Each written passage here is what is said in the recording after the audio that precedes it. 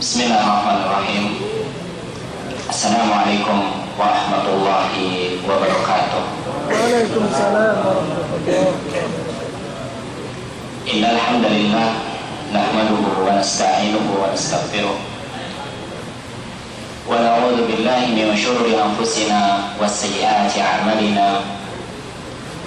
May yahdihillahu fala mudilla lahu wa may yudlilhu fala hadiya lahu. Wa ashhadu an la ilaha illallah wahdahu la syarika lah wa ashhadu anna Muhammadan abduhu wa rasuluh. Qala Allah Ta'ala, a'udzu billahi minasy syaithanir rajim. Bismillahirrahmanirrahim. Ya ayyuhalladzina amanu taqullaha haqqa tuqatih wa la tamutunna illa wa antum muslimun. Ya ayyuhan nasu taqu rabbakum alladzi khalaqakum min nafsin wahidah wa khalaqa minha zawjaha wa batha minhuma rijalan katsiran wa nisaa'a wattaqullaha alladzi tasaaluna bihi wal arham innallaha kana 'alaikum raqiba. Ya ayyuhalladzina amanu taqullaha wa qulu qawlan sadida yuslih lakum a'malakum wa yaghfir lakum dhunubakum wa may yuti'illaha wa rasulahu faqad faza fawzan 'azima. Amma ba'd, fa inna khairal hadithi kitabullah wa khairal huda huda Muhammadin sallallahu alaihi wasallam wa syarrul umuri muhdatsatuha wa kullu muhdatsatin bid'ah wa kullu bid'atin dhalalah wa kullu dhalalatin finnar. Hadirin jamaah pengajian Majelis Ta'lim Al-Qawam yang dimuliakan Allah Subhanahu wa Ta'ala. Sebelumnya marilah kita panjatkan puji dan syukur kita kehadirat Allah Subhanahu wa Ta'ala yang pada pagi hari ini, Jumat yang berbarokah ini, atas segala limpahan rahmatnya, limpahan karunia-Nya dan nikmat-nikmatnya yang diberikannya kepada kita, terutama nikmat sehat yang kita rasakan, nikmat waktu yang luang, sehingga dengan itu semua kita semua bisa menghadiri majelis taklim. Saudara yang dirahmati Allah, ketika kita melihat teman-teman kita, saudara-saudara kita yang berada di negeri-negeri yang sekarang sedang ada konflik, tentunya mereka melihat kita itu akan ngiri, di mana mereka pada saat ini jangankan untuk menghadiri majelis taklim, jangankan untuk datang ke sekolah, bahkan mereka itu untuk beli hanya sebiji atau satu buah roti saja ngantri. Itu pun kalau dapat, setelah dapat kadang-kadang jarang nyampe ke rumahnya, keburu kena tembak di jalan. Itu terjadi di Suriah, memang seperti itu. Akan tetapi kita yang ada di sini, keamanan alhamdulillah terjamin. Makanya saya katakan sangat malu apabila kita difasilitasi oleh pemerintah sini dan kita tidak memakai fasilitas tersebut. Maka tanyakan kepada diri kita, kenapa kita kok seperti ini? Sedangkan kita, tujuan kita ke majelis taklim ini adalah untuk mencapai kebaikan, dan kita kepingin baik. Tidak ada seorang pun di sini yang kepingin jelek, kepingin buruk. Semuanya yakin kepingin baik. Setuju ya? Kepingin baik plus kebaikan. Rasulullah Shallallahu Alaihi Wasallam ketika kita kepingin baik, beliau menyampaikan kepada kita, man yuridullahu bihi khairan yufaqihu fid-din. Barang siapa yang Allah kehendaki baik, maka niscaya ia akan dipahamkan ilmu agama. Jadi mafhum mukhalafahnya, Apabila kita tidak kepingin baik, berarti Allah Subhanahu wa Ta'ala tidak menginginkan kita baik, ya tidak, kita dijauhkan dari majelis taklim ini. Untuk itu bersyukurlah kita, karena di dalam pembukaan tadi, man yahdihillah fala mudhillalah. Barang siapa yang telah diberi petunjuk oleh Allah Subhanahu wa Ta'ala, tidak ada seorang pun yang akan menyesatkan kita. Luar biasa. Luar biasa, tidak ada. Jangankan orang yang segini, beberapa orang saja di sini, ratusan bahkan ribuan. Kalau kita sudah diberi petunjuk oleh Allah Subhanahu wa Ta'ala, yakin tidak ada yang akan bisa menyesatkan kita. Dan sebaliknya, wa man yudlilhu fala hadiyalah. Sebaliknya seperti itu. Dan barang siapa yang telah disesatkan oleh Allah Subhanahu wa Ta'ala, maka tidak ada seorang pun yang memberinya petunjuk. Alhamdulillah, kita semua Allah Subhanahu wa Ta'ala telah memberikan petunjuk kepada kita, dan semoga petunjuk atau hidayah ini tetap ada pada diri kita, sehingga kita ringan langkah kaki kita, lapang dada kita atau hati kita untuk senantiasa mengikuti kebaikan-kebaikan yang kebaikan tersebut kita harapkan, baik kebaikan di dunia ataupun kebaikan di akhirat. Amin ya rabbal alamin.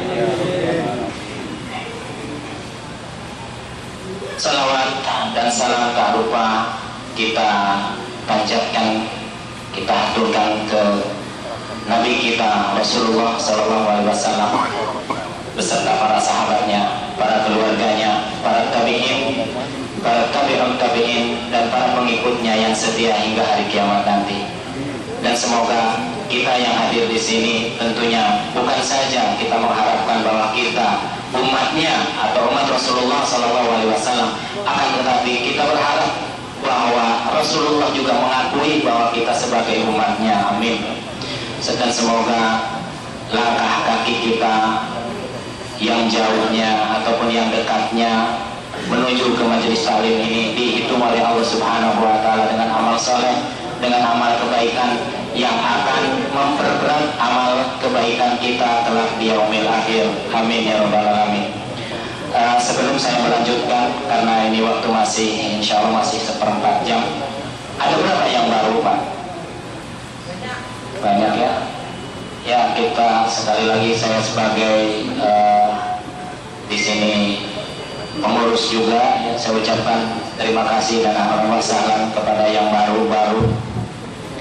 Mudah-mudahan kedatangan yang pertama akan menumbuhkan atau menyemangati kepada kedatangan yang berikutnya, karena kebaikan demi kebaikan yang kita kerjakan nantinya akan melahirkan kebaikan yang berikutnya. Untuk itu, untuk bapak-bapak dan ibu-ibu yang baru, semoga kehadiran yang pertama ini akan melahirkan kepada kebaikan yang berikutnya. Semoga istiqomah Pak ya. Amin ya rabbal alamin.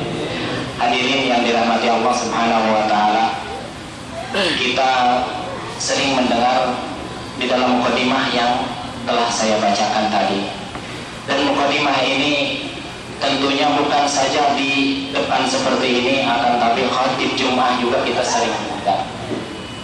Setelah kita mendengar innal hamdalillah nahmaduhu wa nasta'inuhu, coba loh, kalau kita terapkan keseharian, maka kebaikan-kebaikan akan datang sendirinya kepada kita. Setelah kita memuji Allah, kita memohon pertolongan Allah, dan kita juga memohon, dan kita nastaghfiruh, dan kita memohon ampun kepada Allah Subhanahu wa Ta'ala atas segala kesalahan-kesalahan kita. Karena memang semua manusia dari bangun sampai bangun lagi tentunya tidak luput dari kesalahan. Untuk itu nasta'inuhu wa nastaghfiruh, senantiasa kita memohon ampun kepada Allah Subhanahu wa Ta'ala dari tiap-tiap kesalahan yang kita lakukan. Karena tidak mungkin manusia luput dari kesalahan, semuanya tetap ada kesalahan, akan tetapi kesalahan sedikit kalau kita biarkan akan ini kok suaranya begini ya.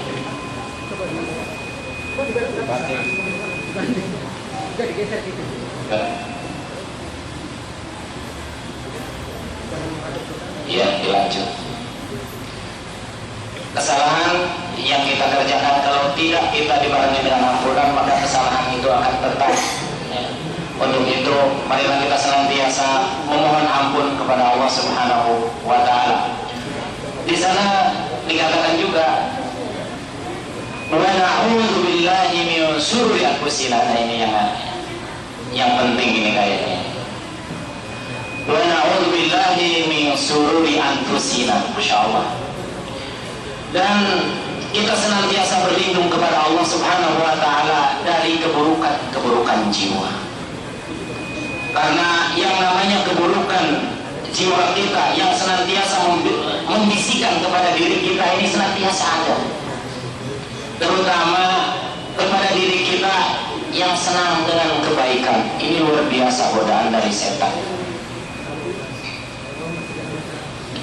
Jadi kalau kita senang dengan kebaikan, senang beramal soleh, senang dengan jauh dari maksiat kepada Allah Subhanahu wa Ta'ala, maka di sana setan akan lebih senang menggoda kita. Karena pada intinya setan itu tidak kepingin melihat kita baik, tidak kepingin melihat kita ibadah kepada Allah dengan ikhlas, tidak kepingin. Terus aja, terutama kita, hati-hati jamaah.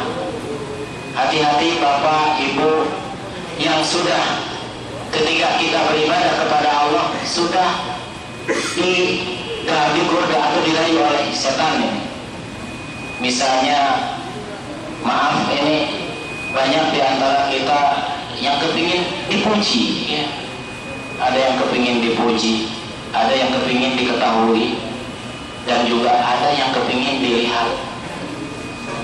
Ini akan mengotori ikhlas kita kepada Allah Subhanahu wa Ta'ala, akan meracuni, sehingga nantinya ketika kita beribadah kepada Allah Subhanahu wa Ta'ala jadi disisipin rasa riya. Bisa coba aja kita lihat contohnya. Ada mungkin dai, ya, dai Masya Allah bagus, kita lihat keutamaan dai kemarin sudah disampaikan oleh ustaz kita. Keutamaan dai seperti itu. Setan tidak kepingin. Akhirnya setan masuk dan menggoda kita. Setelah menggoda apa? Disisipkan, dimasukkan, dibisikkan hati kita supaya kita benci kepada orang-orang yang tidak mendengar seruan kita. Kita benci kepada orang-orang yang tidak datang ke pengajian ini misalnya. Terus kalau sudah benci gitu gimana? Gagal jadi dai. Karena bukannya harus kita benci, akan tetapi harus kita nasihati, harus kita dakwahi, bukan harus kita benci. Adapun dia kepingin menuruti kita, alhamdulillah. Tidak, gak apa-apa. Urusan hidayah mau urusan Allah, ya.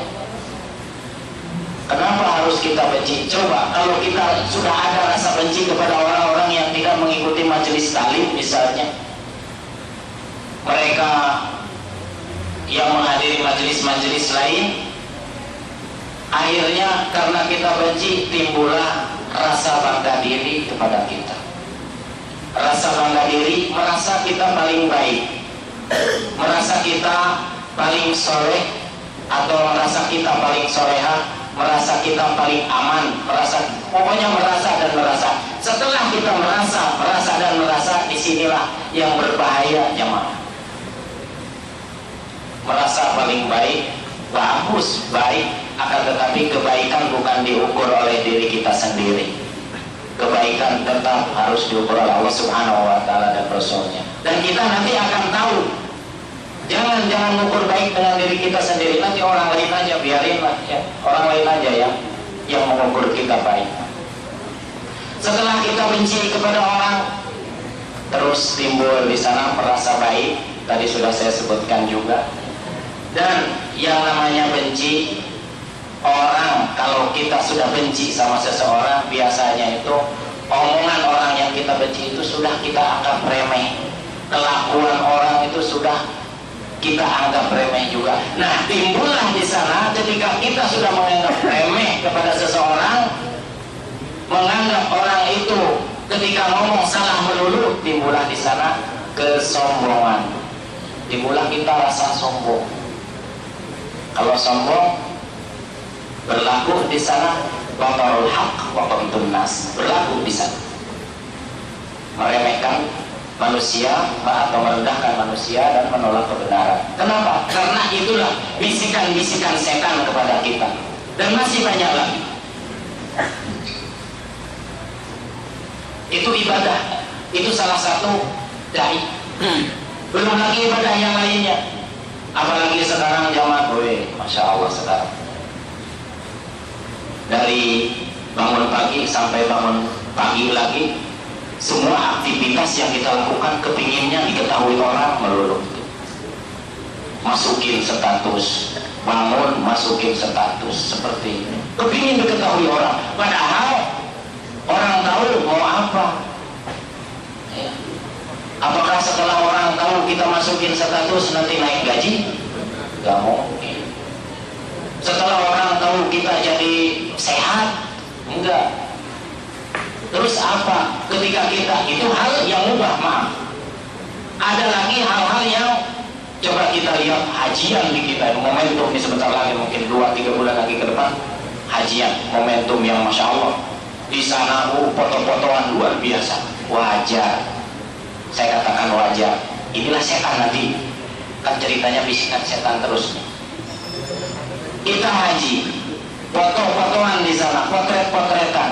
Kita kan belum tahu hukum potret seperti apa ya, hukumnya motor seperti apa. Akan tetapi yang akan saya tekankan di sini, mereka wajar karena di samping biayanya mahal, antriannya panjang, nunggunya sekarang berapa tahun, pelaksanaannya capek, makanya kalau tidak dipoto itu kayaknya rugi kayaknya kalau nggak dipoto selagi hajian. Bayangin lagi di Mina, masih mending, masya Allah di Mina dipoto, masih mending dalam posisi diam. Lagi tolak dipoto, bingung ya, yang sini senggol sana senggol sini, masih sempet-sempetnya dipoto. Itu mau kepingin diketahui orang, kan begitu? Itu sebenarnya setan itu, ya. Itu masih tolak terus di Arafah, di Muzdalifah. Yang di Mina yang lagi lempar kan. Aduh ya Allah, ya seperti itu. Yang satu pegang foto, yang satu pegang batu, terus gimana ya melempar? Pegang HP, yang sebelah kanan takut HP-nya dilemparkan begitu. Jadi bingung, yang namanya setan bisa itu bingung aja terus orang-orang seperti itu. Itu hajian yang itu diketahui semua orang. Sekali lagi hajian wajar. Yang tidak wajar itu ketika kita berpuasa Senin Kemis. Yang Senin Kemis ini hati-hati, masya Allah. Yang Senin Kemis ini yang tadinya ibadah puasa itu kepingin tidak diketahui orang, dia tadinya. Saya Senin Kemis, alhamdulillah. Senin Kemis dari sahur sampai malam, apalagi panas-panas begini, sampai maghrib setan masuk ke dalam hati kita. Lagi masak gitu, setan masuk tuh. Ngapain kamu puasa capek-capek, nggak diketahui orang? Ayo bikin status. Lagi masak bikin status. Beneran ini. Yang dimasaknya nggak gaya-gaya, goreng telur misalnya ya. Ya seperti itulah senjata pamungkas ya. Yang gampang seperti itu. Setelah dekat ke maghrib, alhamdulillah dipoto makanan sambil bikin status. Alhamdulillah nyampe juga kepada maghrib, dipoto juga goreng telurnya kan. Akhirnya telur jadi korban tuh, jadi objek wisata kuliner apa-apa. Terus setelah tahu, misalnya setelah tahu ini mau apa manfaatnya untuk kita, padahal keutamaan puasa Senin Kemis misalnya banyak keutamaannya, apalagi Ramadan luar biasa. Asyamu li wa ana ajzihi, itu kata Rasulullah seperti itu. Siam itu untukku dan akulah yang akan membalasnya. Itu sih. Oh iya, maaf di hadis itu ya. Alhamdulillah tuh begitu. Kalau banyak ulama banyak yang benerin. Nah, seperti itu Pak. Yang sholat malam seperti itu, semuanya dibikin status. Kenapa demikian? Ya karena kita kepingin dilihat orang, kita kepingin diketahui orang, kita kepingin orang semuanya tahu bahwa kita seolah-olah soleh melulu, begitu. Itulah makanya kita di sana wa na'udzubillahi min syururi anfusina. Kita harus berlindung kepada Allah Subhanahu wa taala dari keburukan-keburukan jiwa, yang mana keburukan-keburukan itu salah satunya sudah saya tadi sebutkan. Semoga kita dijauhkan dari hal-hal seperti itu. Amin ya rabbal alamin. Wa na'udzubillahi min syururi anfusina wa min sayyiati a'malina. Satu lagi. Tanggung ya.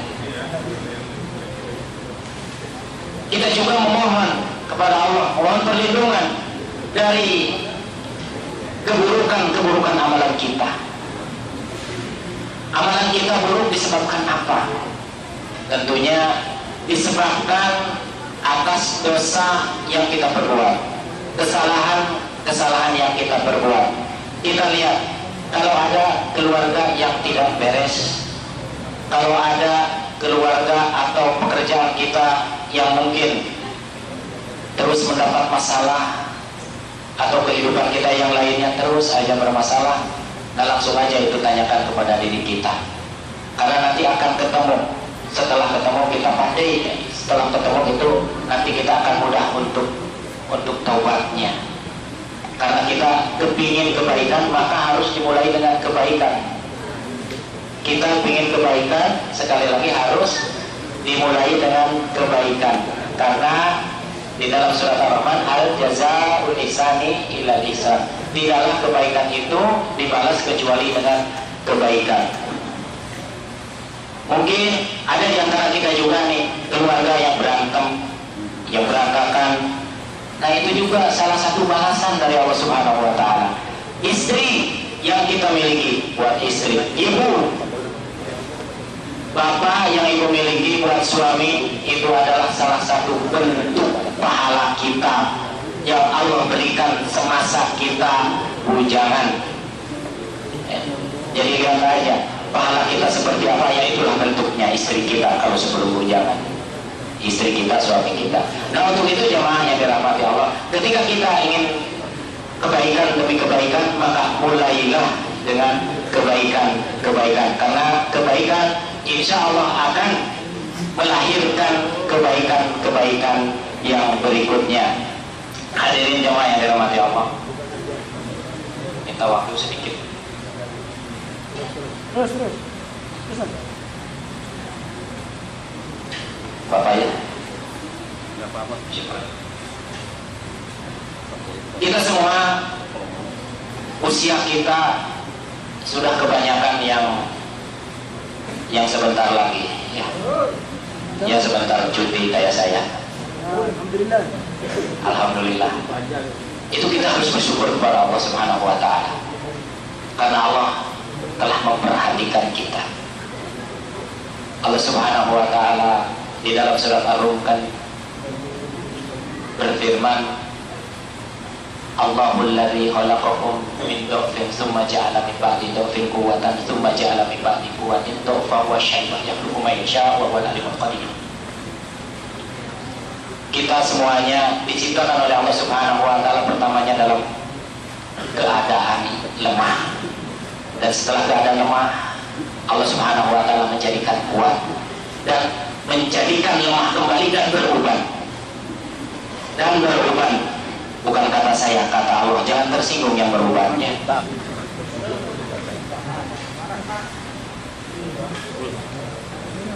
Kita sudah berubah. Itu tandanya kita sudah mendekati ke sana. Yang dimana kita harus pandai-pandai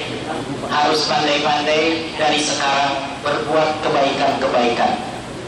Karena kita sudah memiliki ciri-ciri. Tapi mungkin ada di sini yang tidak berubah. Ada ciri lain, lemah kita. Jangan bangga yang tidak berubah. Kita lemah segala-galanya. Ya. Mungkin tidak lemah juga, berubah tidak, lemah juga, masya Allah. Tenang, kulit keriput, Pak. Ya. Gigi rontok, semuanya pokoknya ada.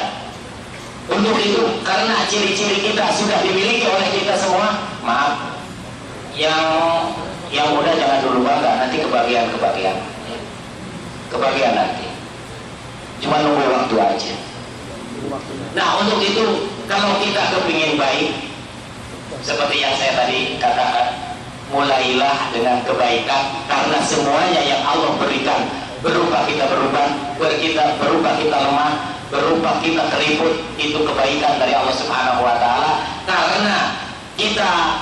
Karena Allah Subhanahu wa taala sayang kepada kita. Nih, kamu tuh sudah berubah, jangan terus dengan uban kamu ini, kamu seperti ini. Ya, hati-hati yang sendiri dan berubah. Ya, hati-hati. Ada yang ketawa juga di belakang, merasa. Kalau kita sudah tadi katakan berubah, terus lemah, terus keriput, semuanya sudah kita miliki, maka kita harus cepatnya perbuatan kita itu dibenerin. Karena dengan demikian kita akan tahu posisi kita itu di mana. Kita akan tahu nanti posisi kita itu di mana, kita akan tahu. Innal abrara lafi na'im wa innal fujara lafi jahim. Kita akan tahu. Ketika orang yang biasanya berbakti atau berbuat baik, mereka berada dalam surga. Dan sesungguhnya orang-orang yang durhaka, mereka berada di dalam neraka. Memang surga dan neraka milik Allah Subhanahu wa taala. Kita masuk surga karena rahmat Allah Subhanahu wa taala. Akan tetapi rahmat Allah ini letaknya di mana? Rahmat Allah itu ternyata letaknya di dalam surat Al-A'raf ayat 56. Allah mengatakan, inna rahmatallahi qaribum minal muhsinin. Sesungguhnya rahmat Allah Subhanahu wa taala itu terletak pada kebaikan. Semoga kita senantiasa dimudahkan Allah Subhanahu wa taala untuk berbuat kebaikan. Amin ya rabbal alamin. Itu saja jemaah yang bisa saya sampaikan. Salahnya dari saya sendiri, benarnya dari Allah Subhanahu wa taala. Dan terakhir, seperti dikatakan tadi oleh Al-Ustaz Ansori, bahwasanya saya akan pulang, dan mohon maaf kepada jamaah sekalian, para ibu dan bapak-bapak sekalian, apabila ada kesalahan dalam ucapan atau dalam tingkah laku, saya mohon maaf yang sebesar-besarnya. Karena kita bersama belum tentu bersama, kita bersatu juga belum tentu bersatu, kita beragam belum tentu seragam. Kita memang mulut bisa senyum-senyum, bisa Masya Allah, akan tetapi mungkin hati yang tidak bisa dibohongi. Untuk itu saya mohon maaf yang sebesar-besarnya dari hati yang paling dalam, karena salah satu pintu surga yang 8 itu, salah satu di dalamnya ada pintu pemaaf. Saya mohon maaf yang sebesar-besarnya kepada bapak dan ibu sekalian. Memaafkan juga. Maksa. Saya mohon maaf yang sebesar-besarnya Pak ya. Dan juga bukan saja maaf yang saya minta, akan tetapi juga saya mohon doa dan doa. Mudah-mudahan Allah Subhanahu wa taala memudahkan perjalanan saya dan keluarga, sehingga dengan lancarnya, dengan dimudahkannya, kita bisa pulang dengan aman, dengan lancar, dengan selamat, dengan sehat, ketemu keluarga dengan senang. Amin ya rabbal alamin. Dan kita bisa kumpul kembali di majelis taklim yang penuh barokah ini. Dan tak lupa saya ucapkan terima kasih kepada Ustadz yang telah membimbing saya, yang telah mendidik. Terus terang Pak, saya bisa ngomong seperti ini jasanya beliau yang banyak sama saya. Salah satunya saya bisa ngomong, dan sekarang tidak grogi lagi. Dulu satu kata, dua kata bingung, terus aja. Makanya yang kultum itu jangan takut-takut, nanti tidak takut beneran Pak ya. Dan ketika kita duduk di depan seperti ini, pegang mic bisa nyindir orang. Makanya saya minta maaf barangkali ada yang kesindir ya. Banyak ya, sekali lagi saya mohon maaf tuh seperti itu. Jadi untuk yang sekali lagi saya minta maaf kepada Ustadz ya, dan kita doakan sekalian mudah-mudahan Ustadz kita diberi kekuatan, kesehatan, dan keberkahan ilmu dan keluarganya. Amin ya rabbal alamin. Dan kalau boleh saya berpesan kepada yang kultum ini, yang latihan atau yang ke depan seperti ini, tidak apa-apa menghafal terus 1 jam 2 jam terus aja menghafal. walaupun dipakainya 7 menit tidak apa-apa, karena kita juga yang kerja 2 tahun dipakainya cuma 3 bulan, kan begitu? Iya, 3 bulan kan habis. Anggap aja seperti itu, jangan takut untuk kultum. Dan saya ucapkan terima kasih juga kepada jamaah sekalian, yang salah satu jamaah tentunya yang senantiasa menyediakan makanan di belakang sana, sarapan. Mudah-mudahan Allah Subhanahu wa Ta'ala membalasnya dengan yang lebih banyak, dengan yang lebih baik, dan dengan yang lebih berkah. Dan kepada jamaah sekalian, teruslah senantiasa menghadiri majelis taklim, karena dengan hadirnya kita ke majelis taklim seperti ini, maka inilah salah satu keberkahan kehidupan kita, baik kehidupan dunia ataupun kehidupan akhirat. Mungkin itu saja dari saya. Aku lumatas mohon. Wassalamualaikum warahmatullahi wabarakatuh.